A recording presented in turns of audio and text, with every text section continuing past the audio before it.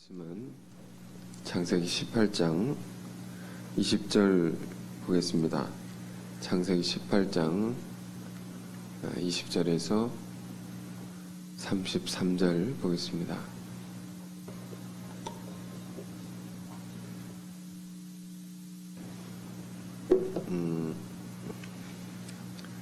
본문이 좀 긴데요.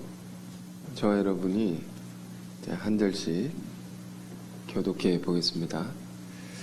18장 20절부터 읽겠습니다. 여호와께서 또 이르시되 소돔과 고모라에 대한 부르짖음이 크고 그 죄악이 심히 무거우니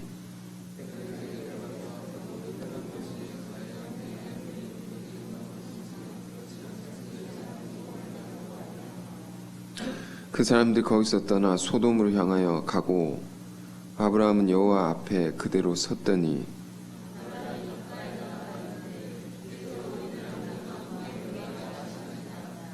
그 성중에 의인 50명이 있을지라도 주께서 그곳을 멸하시고 그 50의인을 위하여 용서하지 아니하시리이까.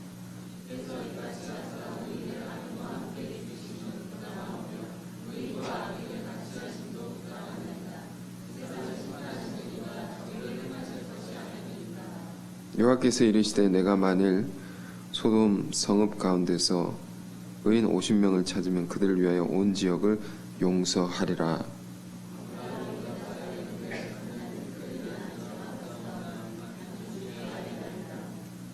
오십 의인 중에 5명이 부족하다면 그 5명이 부족함으로 말미암아 온 성읍을 멸하시리이까. 이르시되 내가 거기서 45명을 찾으면 멸하지 아니하리라.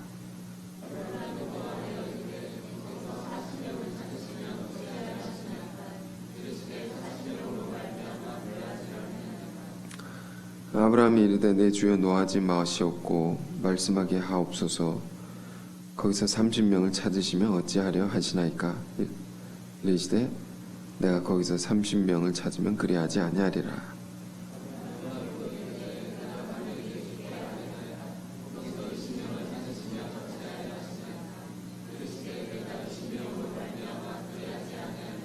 아브라함이 또 이르되 주는 노하지 마옵소서. 내가 이번만 더 아뢰리이다.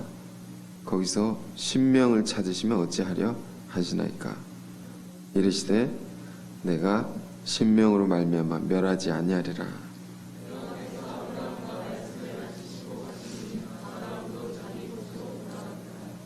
아멘. 32절의 마지막 부분에 내가 10명으로 말미암아 멸하지 아니하리라. 자, 이런 제목으로 오늘 말씀을 나누겠습니다. 자, 매우 긴 문답이죠. 본문을 보니까 질문하고 답하고 질문하고 답하고 하나님과 아브라함이 소돔과 고모라라는 도시를 멸할지 말지를 놓고 매우 팽팽하게 묻고 답하는 그런 내용입니다.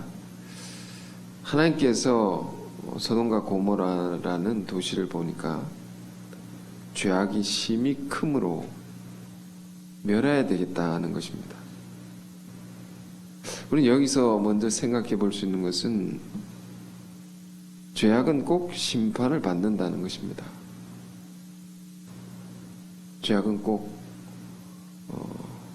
심판을 받고 또 한 가지 메시지는 뭐가 있습니까? 우리가 노아 이야기를 통해서 배울 때도 그러했는데 악은 꼭 필멸하고 의인은 꼭 구하신다.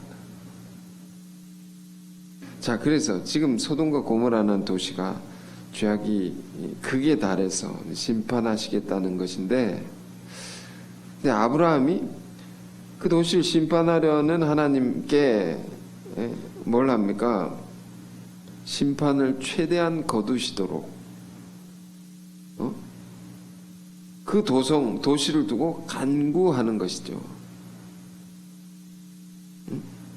뭐라고 하면서 간구합니까? 지금 본문을 우리가 쭉 읽었는데 하나님, 아무리 도성이 악하다 할지라도, 도시가 악하다 할지라도 그곳에 의인들이 있지 않습니까? 그 악한 사람들 때문에 의인들도 함께 멸망을 당하면 하나님은 어떤 하나님이 되시겠습니까? 부당한 하나님, 정의롭지 못한 하나님이 되시지 않겠습니까? 그러면서 멸하지 마옵소서라는 것이죠. 아브라함이 50명, 하나님께서 그래 50명만 의인이 있다면 그 도시를 다 멸하지 않겠다. 또 묻죠? 50명이면 좋은데 거기 5명 부족하면 어떡합니까? 45명 되면 5명 부족하다 해서 하나님 멸할 겁니까? 좋다. 그러면 45명만 찾으면 멸하지 않겠다. 죄송합니다 하나님, 거기서 45명에서 또 5명 부족하면 어떡합니까? 5명 부족하다 또 멸할 겁니까? 좋다. 40명이라도 내가 멸하지 않겠다. 죄송합니다. 30명이면 죄송합니다. 20명이면 주여 노하지 마옵소서. 10명이면 어떡하시겠습니까? 그래? 내가 10명의 의인만 찾아도 이 도시를 멸하지 않겠다. 자, 이런 본문의 내용입니다. 매우 이제 치열한 문답인데 우리가 이 말씀 속에서 뭐를 알 수 있을까요?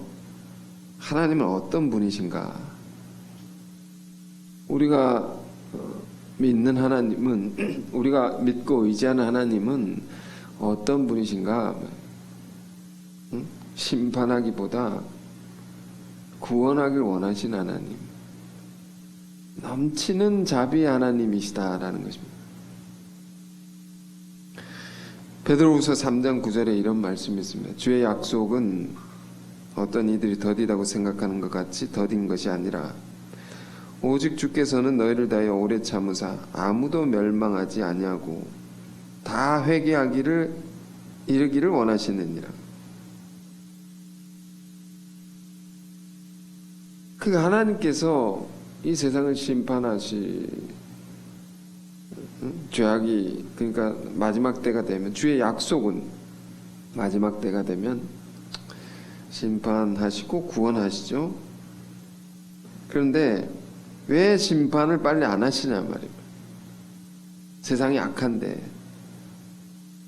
그것에 대해서 베드로 사도는 이렇게 말하는 겁니다. 하나님께서는 오래 참으시는 것이다. 오래 참아서 최대한 그 사람들에게 기회를 줘가지고 그들이 스스로 잘못을 깨닫고 그들의 죄악됨을 깨닫고 돌이켜서 하나님께로 돌아오기를, 그래서 아무도 멸망하지 않기를 원하시느니라. 네. 오래 참으신다는 거예요. 하나님께서는요, 죄악을 미워하는 분이십니다. 하나님이십니다. 의로우신 하나님께서 어찌 죄악과 함께 있으리요?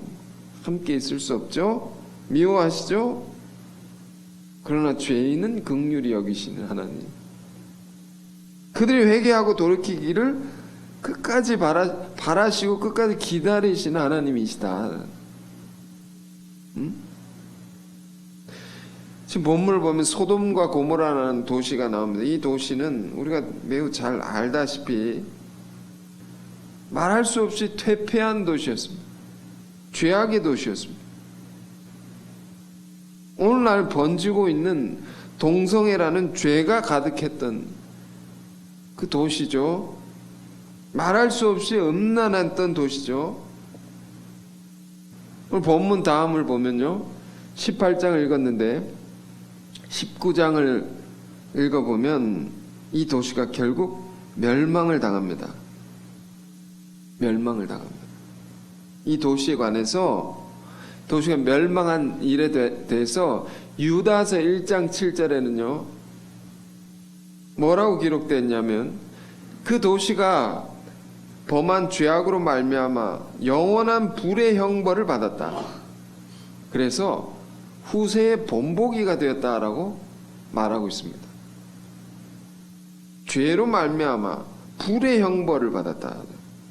불의 형벌이라는 것은요, 철저하게 멸망을 당했다는 것.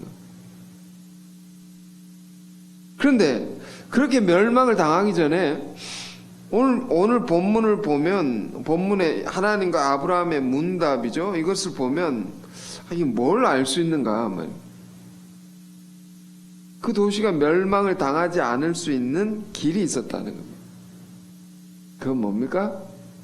10명의 여인만 찾았으면 된다.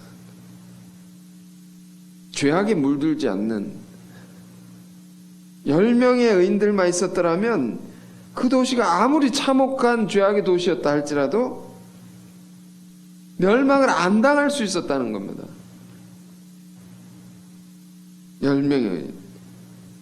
그 의로운 자들을 보시고 그 도시의 모든 죄악을 다 용서하실 수 있는 하나님, 하시려는 하나님. 이 하나님은 얼마나 사랑의 하나님이신가, 얼마나 구원의 하나님이신가, 얼마나 큰 자비의 하나님이시냐. 우리가 이런 세계를 알기를 원합니다. 하나님께서는 우리가 범죄하였어도 범죄하지 않기를 원하시죠. 그럼 만일 우리가 연약하여 죄를 범하였어도 그러나 할 수만 있으면 살 수 있는 길을 내어주시고자 하시고, 할 수만 있으면 우리를 재생시키고자 다시 살리기를 원하신다. 멸하기를 원하지 않는단 말이에요. 어떻게 해서라도 한 터럭의 의로운 모습만 있어도, 조그만 훌륭한 모습이 있어도 그 백성을 다 구하시려는 하나님의 놀라운 자비를 기억하길 원합니다. 우리는 이 말씀을 보면서 오늘의 이 시대를 향한 하나님의 마음도 생각하길 원합니다. 그것이 어떠한 것인가? 성경을 보면 이 동성애라는 것은요, 분명히 죄입니다. 죄. 이걸 죄라고 말하지 못하는, 그것을 함부로 말하지 못하게 하는 이런 시대에 우리가 살고 있습니다. 이 분명한 죄입니다. 근데 이 동성애라는 것은 보니까 이 18장, 19장까지 읽어보시면 도시가 멸망당하기 직전의 징조입니다. 징조다. 그 땅의 죄악이 극에 달했을 때, 죄가 극에 달했을 때 일어나는 현상들이다. 여러분, 오늘의 시대가 얼마나 동일한 시대입니까? 얼마나 우리는 이 이야기가 가깝게 다가오는 시대를 살고 있습니까? 이 나라도 그런 거죠. 다른 나라는 두말할 것도 없고, 이 나라를 보십시오. 인권이라는 명목하에 법을 바꾸고 점점 죄악의 문화를 퍼뜨리는, 조장하는 이러한 현실 속에서 우리 믿는 자들은 무엇을 생각하고 어떻게 살아야 되는가? 우리는 얼마나 깨어 있어야 하는 것입니까? 하나님 말씀을 아는, 이 진리를 아는 우리들은 얼마나 그 말씀대로 더 거룩해져야 하는 것입니까? 순결해져야 하는 것입니까? 역대하 7장을 지난주에 그 말씀을 이렇게 쭉 보면서 여러 가지 이렇게 생각을 했는데요. 역대하 7장을 보면 솔로몬이 성전을 건축하고 나서 하나님께 봉헌식을 합니다. 다 봉헌을 하고 감사드리고 성전을 짓고요. 그리고 축제를 벌리고 한창 기쁜 때에 하나님께서 밤중에 솔로몬에게 나타나셔서 말씀하시는 겁니다. 지금은 너희가 성전을 지어서 새로운 역사를 시작하지만, 그러나 너희가 성전을 잃어버리고 하나님 잃어버리고 너희가 죄악 가운데 거할 때에 너희는 이것을 기억하라 하면서 말씀을 주신다. 그 말씀 오늘 다 읽을 수는 없지만 그걸 묵상하면서 오늘의 이 세계의 문제, 온갖 비극적인 일들과 요즘에는 여러분 잘 아시다시피 전염병이 돌고, 그래서 많은 사람들이 걱정을 하고, 이 땅에 일어나는 온갖 혼돈스러운 일들과 고통스러운 일들의 근본 원인은 뭐냐라는 겁니다. 왜 이러한 일들이 일어나느냐 말입니다. 성경은 말합니다. 하나님 지으신 만물은, 자연은 아무 문제가 없다. 문제는 어디에 있는 것이냐? 그 만물을 다스리는 권한을 부여받은 인간의 문제다. 우리의 문제라는 겁니다. 그 문제란 건 뭘 가리킵니까? 죄를 가리키는 겁니다. 세상에 어지럽고 고통스러운 것은 다 인간의 죄 때문이다라는 겁니다. 그러면 하나님께서 그런 일이 발생하거든 너희가 돌이켜서 너희 죄를 고백하고 회개해서 하나님께 간구하라 말입니다. 그럼 다 회복시키겠다. 예레미야서 17장 9절에 이런 말씀이 있습니다. 만물보다 심히 거짓되고 부패한 것은 마음이라고. 인간의 마음이라고. 여러분, 만물은 부패하지 않습니다. 하나님 지으신 모든 것은 선하고 아름다운 것이라 했습니다. 뭐가 추하고 뭐가 악한 것이냐 말이에요. 부패한 것이냐 말이에요. 인간의 마음이다 말입니다. 이것 때문에 온 세상이 고통받고 있는 것입니다. 처처에 문제가 일어나고 전염병이 돌고 다 인간의 탐심으로 죄악으로 말미암아 일어나는 현상들이다. 그러므로 역대하 7장에 보면 솔로몬에게, 지혜의 왕인 솔로몬에게 하나님이 나타나셔서 말씀하십니다. 만일 너희 하늘에 비가 내리지 않고 모든 것이 가뭄이 일어나죠. 가뭄이 일어나면 가뭄이 일어나고 재앙이 내리고 전염병이 돌거든 너는 이것을 기억하고 이렇게 하라. 스스로 겸손해지고 간절히 나에게 기도하고 너희가 악한 길에서 떠나야 한다. 그래야면 너희 기도를 내가 듣고 그 죄를 사하고 그 땅을 고치리라. 보십시오. 다 어디에 문제가 있습니까? 인간이 회개하면, 돌이키면 세상이, 아름다운 세상이 열리는 겁니다. 다른 문제가 아닙니다. 오늘 본문도 가만히 보니까 죄악이 넘치는 도성이 지금 멸망을 당하기 직전에 있습니다. 근데 멸망당하고 안 하고는 오직 무엇에 달려있느냐? 그 도성에 의인이 있느냐 없느냐?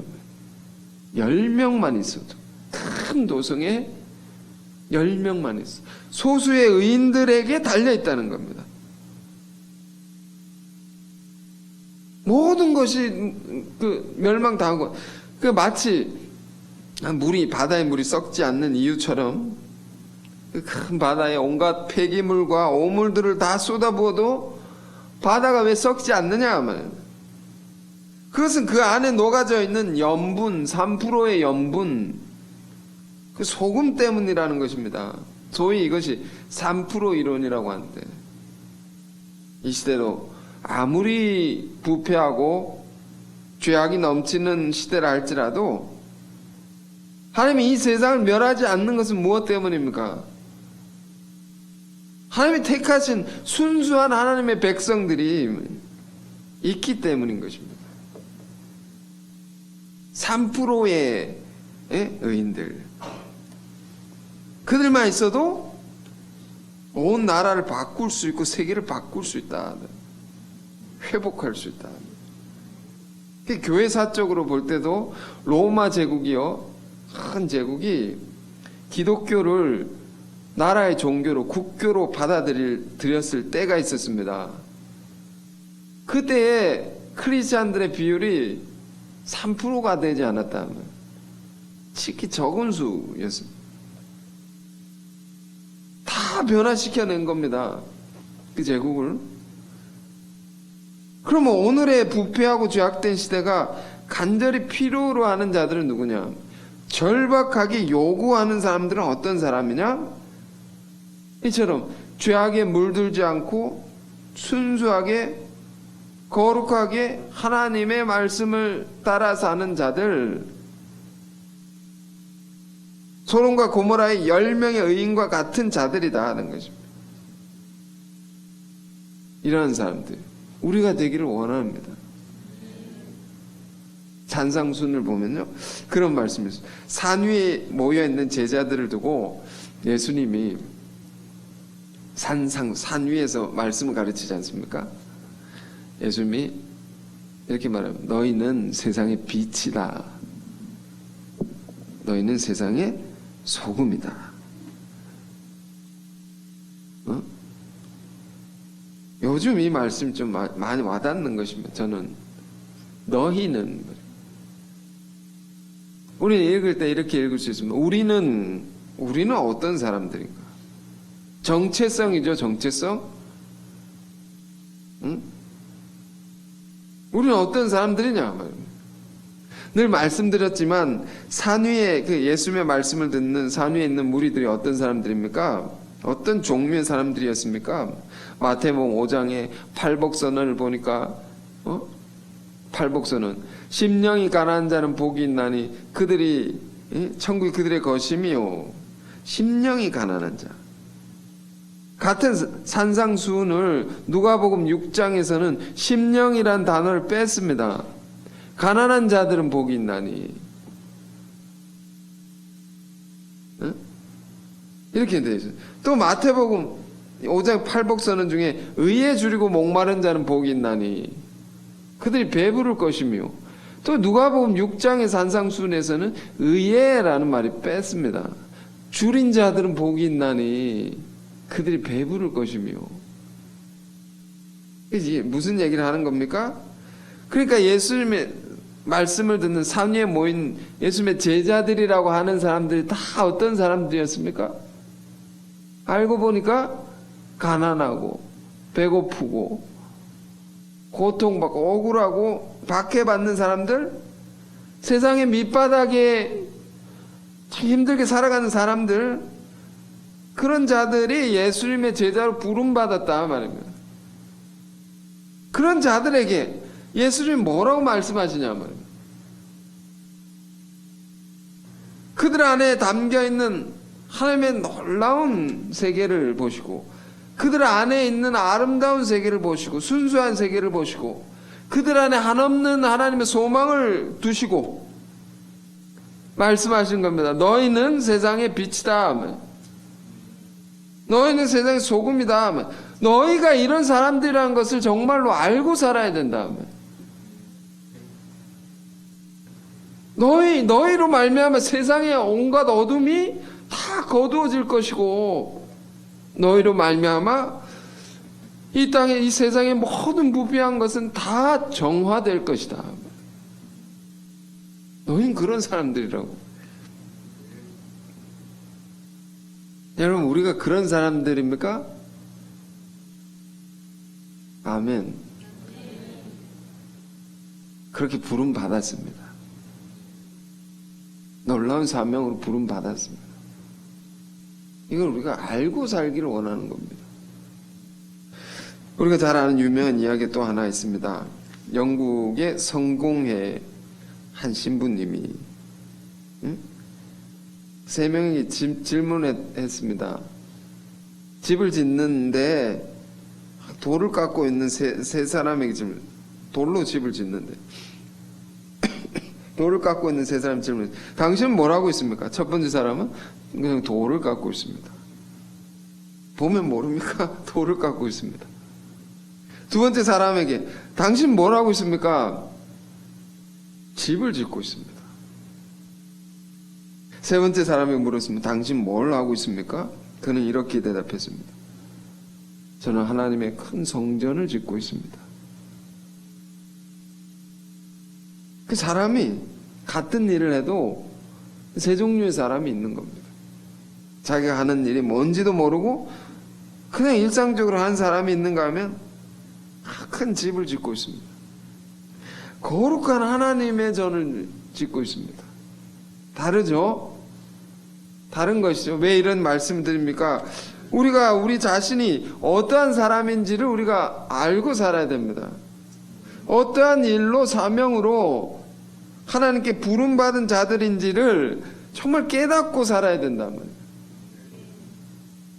어쩌면 우리는 우리 자신도 모르게 너무도 큰 일을 하고 있는지 모릅니다. 우리 자신도 모르게. 근데 알아야 되죠. 근데 모르게 큰 일을 하고 있다. 뭐 이렇게 생각할 수 있는 사람 있을지 모르겠습니다. 아니 저는 크게 큰 하는 일이 별로 없습니다. 대단한 일을 하는 게 아닙니다. 교회 안에 조그만 봉사를 하고 있을 뿐입니다. 그러나 이것도 마찬가지입니다. 같은 봉사를 한다 할지라도 저는 하나님의 큰 역사를 돕는 일을 하고 있습니다. 우리가 어떤 자세로 살아가느냐, 어떤 자세를 갖고 일을 하느냐, 이것에 따라서 삶의 질이 전혀 달라질 수 있다. 오늘 지금 본문을 보십시오. 우린 여기서 두 가지 깊은 깨달음을 얻어야 합니다. 첫째는 앞서 말씀드린 바와 같이 하나님은 한없는 자비의 하나님이시다. 아무리 죄악이 넘치는 도시라 할지라도 멸하기를 원하는 하나님이 아니시다. 기다리고 그래서 할 수만 있으면 조그만 조건이라도 삼아서 어떻게든 살리길 원하는, 구원하길 원하신 하나님. 이 하나님의 깊은 마음을 우리가 알기를 원합니다. 그래서 이 마음을 우리도 닮아서 아브라함처럼 간구해야 됩니다. 우리가 처한 사역지에서, 우리가 처한 이 땅에서 간구를 할 수 있어야 됩니다. 하나님 이 땅을 멸하지 마옵소서. 응? 이 땅을 어떻게든 살려주시옵소서. 내가 부족하고 연약하지만 나를 부르셨사오니 나 같은 자를 통해서도 이 땅을 변화시켜 주옵소서. 많은 영을 살릴 수 있게 하옵소서. 할 수만 있다면 이 마음. 그 둘째는 뭡니까? 내가 10명의 10명의 의만 있어도 멸하지 아니하리라. 그러니까 이 말씀도 중요한 것이 있습니다. 의인의 권세가 있단 말이에요. 큰 권세가 있는 겁니다. 의인의 영향력이 큰 것입니다. 10명 때문에 큰 도시를, 끔찍하게 부패한 도시를 어떻게 합니까? 멸하지 않겠다는 것은 다 바꿔낼 수 있다는 겁니다. 그들로 인해서 다 구원해낼 수 있다는 겁니다. 우리 그런 의인이 되고자 해야 됩니다. 이 세대를 본받지 않냐고. 하나님이 거룩하시고 선하시고 온전하신 뜻이 무엇인지 분별하도록 하라 말. 사도 바울의 말씀처럼 그 뜻을 분별해서 그 뜻대로 살고자 하는 자, 그들이 오늘의 이 시대의 의인이라고 할 수 있을 것입니다. 그들이 이 시대에 하나님의 선택받은 자라고 할 수 있을 것입니다. 선택받은 자. 왜 선택을 합니까? 세상을 다 변화시키려고. 계시록 14장에는 이런 말씀이 있습니다. 오늘 여러 가지 말씀을 하지만 여러분이 이 본물, 이 말씀이 주는 귀한 세계를 이해하는 데 도움이 되리라 생각합니다. 계시록 14장에는 끝날에 선택받은 무리들은 어떤 자들인지 기록되어 있습니다. 마지막 때에 온 세상을 변화시켜내는 사람들은 어떤 사람인지를 기록해 놨습니다. 거기 보면 거기 나오는 14만 4천에 라는 수, 그 수에 얽매일 필요는 없습니다. 중요한 것은 그 의미인 것이죠. 수의 의미인 것이죠. 마지막 때에 선택받은 사람, 하나님 부름받은 사람들, 하나님의 뜻을 이루기 위해서 부름받은 사람들은 어떤 사람들이냐, 그 특징들을 얘기합니다. 첫째는 여자에 더럽히지 않고 순결한 자다. 순결한 자. 둘째는 어린 양이 어디로 인도하시든지, 주님께서 어디로 인도하시든지, 어디로 가시든지, 어디로 가자 하시든지 순종하는 자. 셋째, 거짓말이 없고 정직한 자라는. 넷째, 영원한 복음을 가진 자들이다. 생명의 말씀을, 복음을 가진 사람들이다. 이런 자들이 소수만 있어도 온 세계를 다 바꾼다는 겁니다. 역사를 다 바꾼다는 겁니다.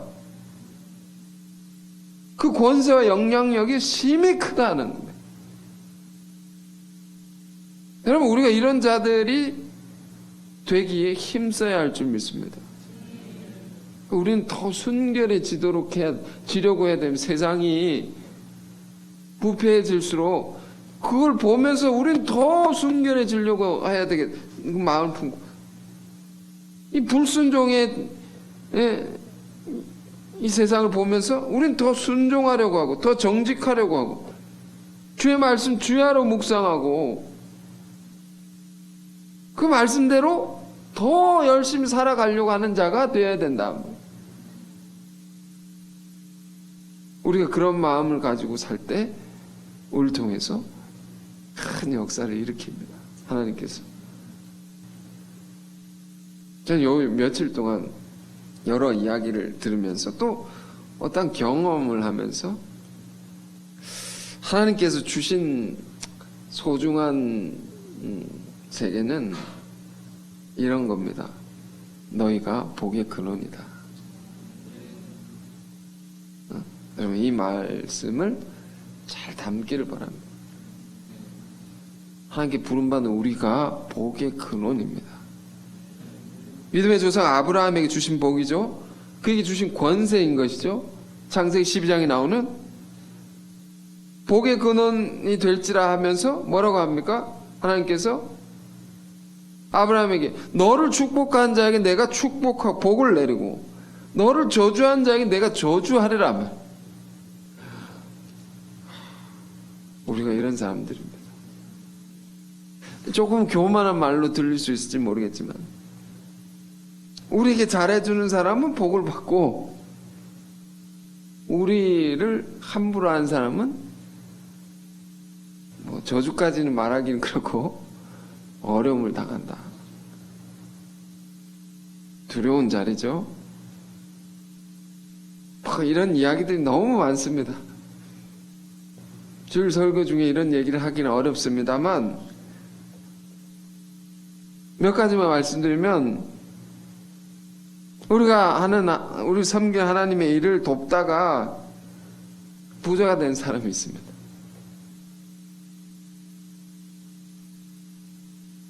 어떤 사람은 우리를 함부로 했다가 사고가 난 사람이 있습니다. 얼마 전에는요, 어제입니다. 사실 어제 일어난 일입니다. 어제 밤중에 일어납니다. 밤중은 아니고요. 제가 어제 그 지방에 우리 진짜 결혼식에 갔다가 이렇게 올라가서 잠시 마트에 들렸는데 거기서 일어난 일입니다. 가까운 분이 아시죠? 가까운 분이 뭘 사야 되는데 정신없이 너무 시간이 없고 그러니까 밤이 가까워가지고 아이들을 두고 이렇게 왔는데 물건을 사다가 현금을 떨어뜨렸습니다. 5만원권을. 이거 어떡하나 하면서 떨어뜨렸는데 분명히 그 동선이 여기서 여기까지인데 아무리 찾아도 없는 겁니다. 아무리 찾아도. 분명히 여기서 떨어뜨렸는데 어디 갔나 발을 동동 구르다가, 그런데 갑자기 제가 뭐가 보이냐면 CCTV가 딱 보이는 겁니다. 그래가지고 이거 봅시다.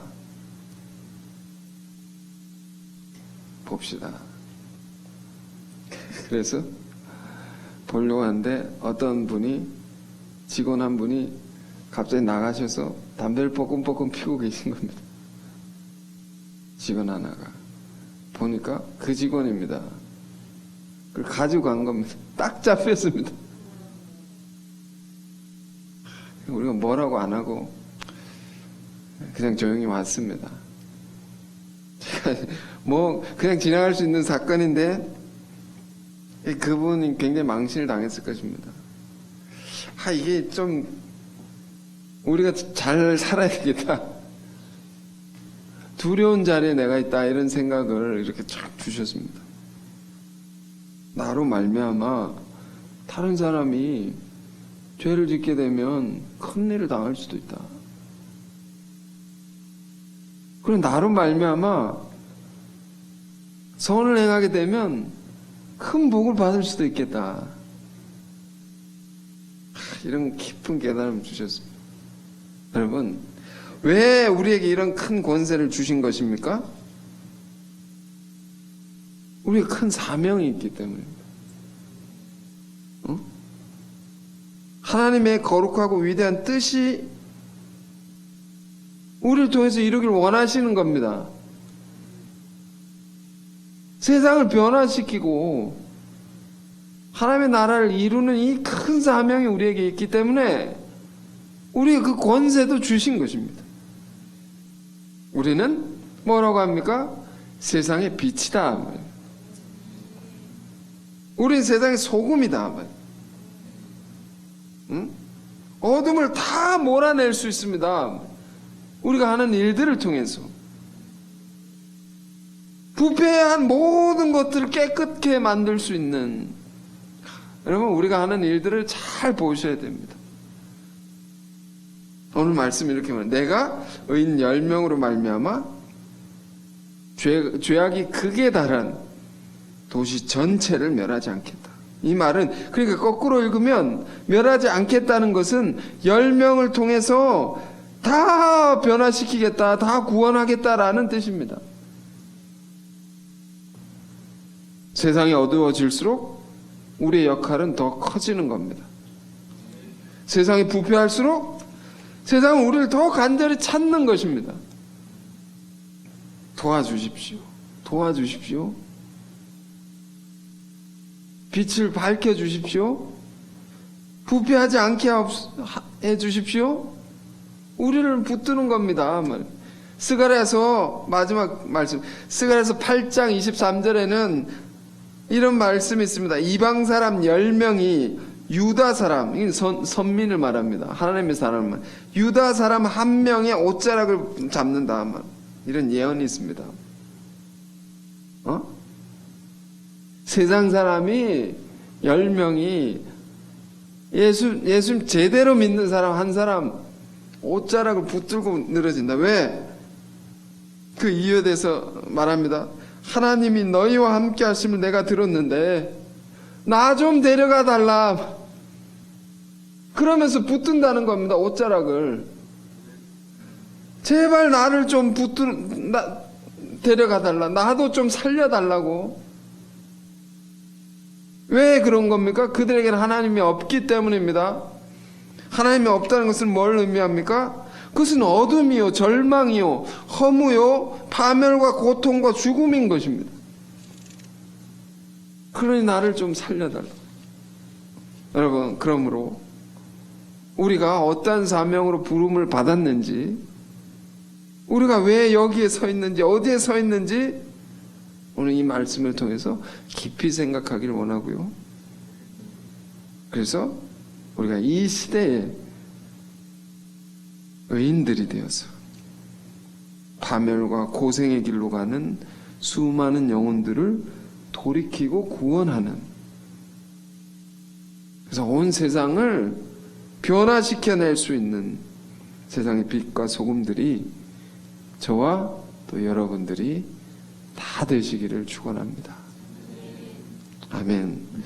주신 말씀 우리가 함께 묵상하면서 기도하길 원합니다. 주님, 우리가 세상을 향한 자입니다. 우리가 세상의 빛이요 소금인 것을 기억하게 하옵소서. 주의 뜻을 깨달아 알게 하시고 배역한 시대에 늘 의롭고 거룩하며 선한 영향력으로 세상을 밝히게 하시고 정화시키게 하옵소서. 이 시대를 두고 우리가 아파하며 죄인을 향한 하나님의 긍휼의 마음 우리도 가지게 하셔서 주의 생명의 말씀 전하기에 더욱 힘쓰는 우리 무리들이, 거룩한 무리들이 다 되게 하옵소서. 두려움과 떨림을 가지고 우리에게 맡기신 놀라운 사명을 쫓아 힘써 달려가는 우리 삶이 되게 하옵소서. 예수 그리스도 이름으로 기도했습니다. 아멘.